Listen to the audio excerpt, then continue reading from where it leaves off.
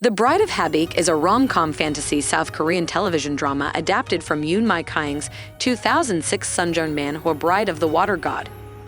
The casts include Shin Se-Kyung, Lim Ju-hwan, Lim Ju-hwan, Krystal Jung, and Gong Myung.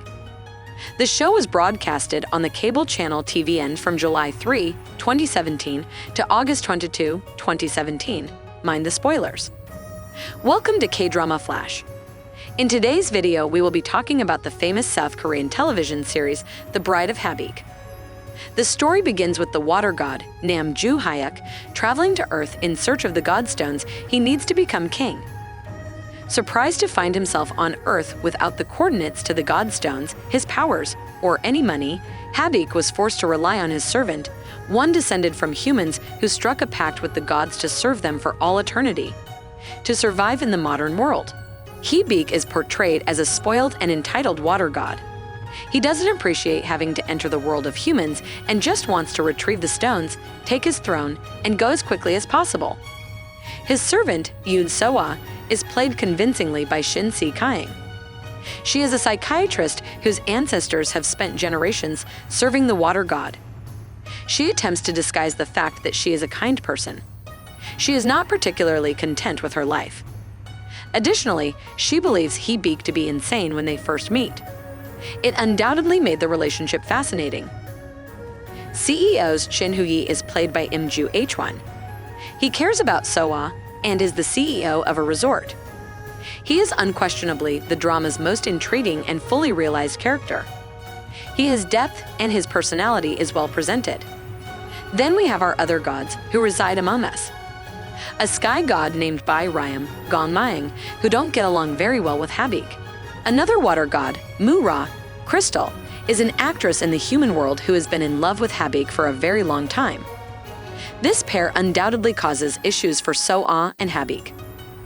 Episodes 1 to 5. Haebæk, the water god, must journey to the human realm to acquire godstones. Soa's goal is to leave the nation as soon as she is debt-free.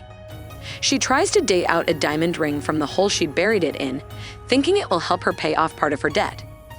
This time, a shooting star streaked across the sky. It makes a U-turn and heads in the opposite way. Soa immediately wishes for money, and as she looks up, something shoots down and smashes her straight in the forehead, throwing her backward. Before her head hits the ground, a hand rushes out to catch it. Next to her is the naked Haebæk.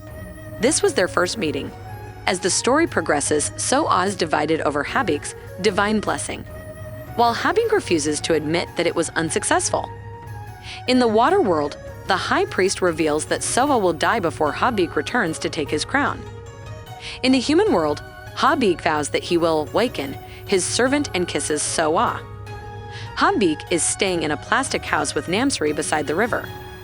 She says he can't be here any longer, but when he asks whether she recognizes her responsibility to him, she says no. Haebæk turns his back on her, asking her to leave as she isn't going to serve him. Soa starts hearing noises.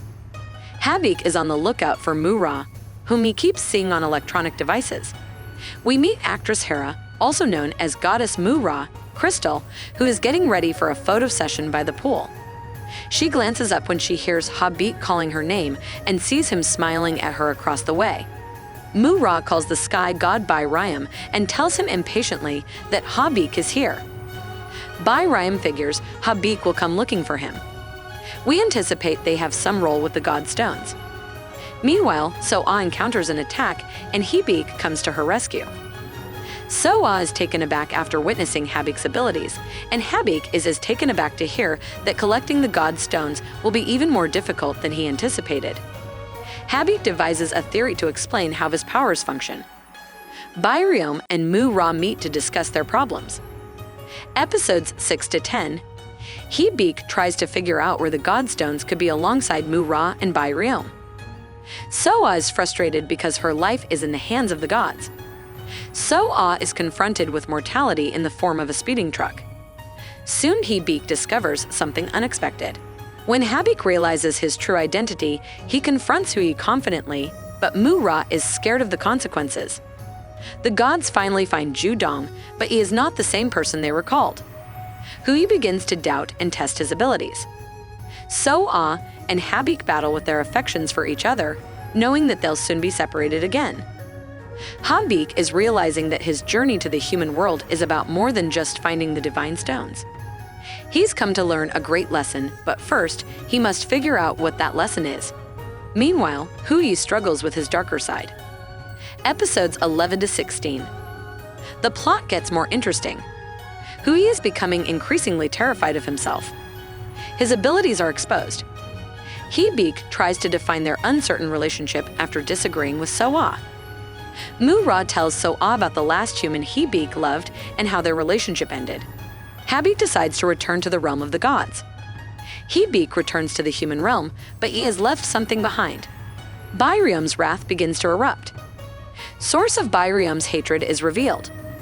So-ah understands Hoo-yi is more than simply an awkward CEO. Habeak and So-ah try to make the most of their last time together.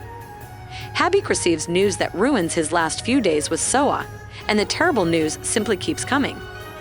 Is there any hope for their relationship? Are they gonna end up together? Watch the drama and see for yourself.